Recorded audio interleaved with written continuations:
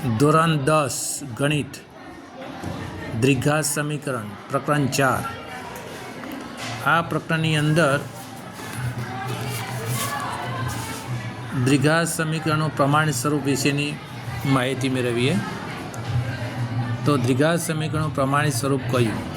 તો અહીંયા લખેલું છે ax² + bx + c બરાબર 0, જ્યાં a is not equal to 0 અને a b c વાસ્તવિક સંખ્યાઓ હોય તો આ સમીકરણને દ્વિઘાત સમીકરણનું પ્રમાણિત સ્વરૂપ કહેવાય। એટલે કે ax² + bx + c બરાબર 0 એ દ્વિઘાત સમીકરણનું પ્રમાણિત સ્વરૂપ કહેવાય। કારણ કે આ સમીકરણની ઘાત જુઓ, 2 ઘાત છે, એટલે એને કહેવાય દ્વિઘાત સમીકરણ।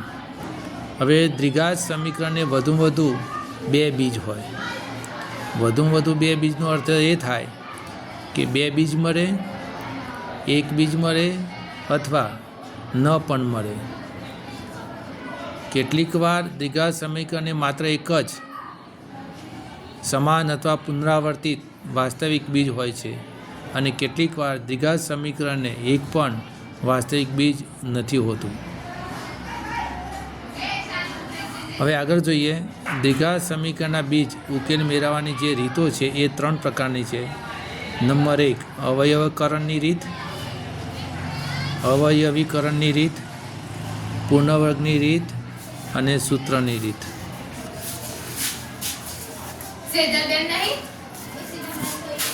હવે એમાં જુઓ, એક આપણે કઈ ભણવાની છે તે એક અવયવીકરણની રીતથી ભણવાનું છે ઉકેલ મેળવવાના, અને સૂત્રની રીતથી ઉકેલ મેળવવાની। આ 2 રીતો આપણે ભણવાની છે, આ અભ્યાસક્રમમાંથી દૂર કરેલ છે। હવે આપણે જોઈએ સૂત્રની રીતથી ઉકેલ મેળવવા માટે। તો દ્વિઘાત સમીકરણ ax² + bx + c બરાબર 0, a is not equal to 0 માટે b² - 4ac ને વિવેચક કહેવાય। તો અહીંયા વિવેચકનું મૂલ્ય પહેલાં શોધવું પડે। એટલે અહીંયા વિવેચક બરાબર b² - 4ac, તો વિવેચકને d વડે પણ દર્શાવાય છે। તો વિવેચક d = b² - 4ac। તો અહીંયા b કયું છે? તો અહીંયા જો xનો સહગુણક છે એ b છે, એનો વર્ગ કરવાનો છે, પછી -4ac એ એટલે x² નો સહગુણક છે અને c એ અચર પદ છે। એટલે કોઈ દ્વિઘાત સમીકરણ આપેલું હોય તો આમાંથી આ સહગુણકો બરાબર, આ સહગુણકો લેવાના છે। x² નો સહગુણક a, xનો સહગુણક b અને c અચર પદ, આ ત્રણેય પહેલાં મેળવવાના અને ત્યાર પછી આ વિવેચક શોધવાનું। વિવેચક d બરાબર b² - 4ac એનું મૂલ્ય શોધવાનું। હવે આગળ વધીએ। હવે દ્વિઘાત સમીકરણ ax² + bx + c બરાબર 0 ના 2 બીજ જો આલ્ફા અને બીટા આપેલા હોય તો આલ્ફા અને બીટા, તો આલ્ફાનું મૂલ્ય આ રીતે મળે સમીકરણ ઉકેલતા। આલ્ફા બરાબર -b વત્તા વર્ગમૂળમાં d, એટલે વર્ગમૂળમાં d નો અર્થ શું થાય? વર્ગમૂળમાં b² - 4ac છેદમાં 2a, અને બીટા બરાબર -b - વર્ગમૂળમાં d એટલે b² - 4ac વિવેચકનું મૂલ્ય અહીંયા લખવાનું છે અને છેદમાં 2a। તો આ મૂલ્ય એના દ્વિઘાત સમીકરણના આ ઉકેલ થયા 2 આલ્ફા અને બીટા। જો આલ્ફા અને બીટા ના લેવું હોય અને એકલો x લેવો હોય તો x બરાબર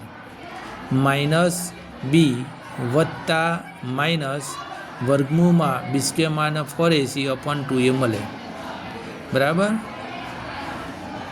હવે આ વિવેચક ડીના મૂલ્ય પરથી દ્વિઘાત સમીકરણના બીજના સ્વરૂપ વિશેની માહિતી આપણે મેળવીએ। જો વિવેચકનું મૂલ્ય b² - 4ac મૂલ્ય જો ધન મળે, એટલે કે > 0 મળે, તો દ્વિઘાત સમીકરણના 2 ભિન્ન બીજ મળે અને એ બંને બીજ એ વાસ્તવિક મળે। એટલે એનો અર્થ એ થયો કે વિવેચકનું મૂલ્ય, એટલે કે વિવેચક એટલે b² - 4ac એનું મૂલ્ય જો ધન મળે તો તે દ્વિઘાત સમીકરણને બે ભિન્ન બીજ મળે અને તે વાસ્તવિક મળે. અને જો દ્વિઘાત સમીકરણનો વિવેચકનું જે મૂલ્ય છે, જો એનું જો મૂલ્ય જે 0 મળે એટલે કે શૂન્ય મળે, તો તે દ્વિઘાત સમીકરણને બે સમાન બીજ મળે અને તે વાસ્તવિક મળે.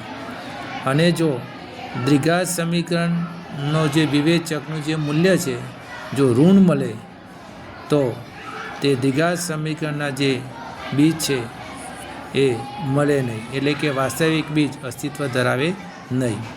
બરાબર. તો આ વાત થઈ સૂત્રની રીતે ઉકેલ કઈ રીતે મેળવવો, તો આપણે એક ઉદાહરણ દ્વારા પછી સમજીશું.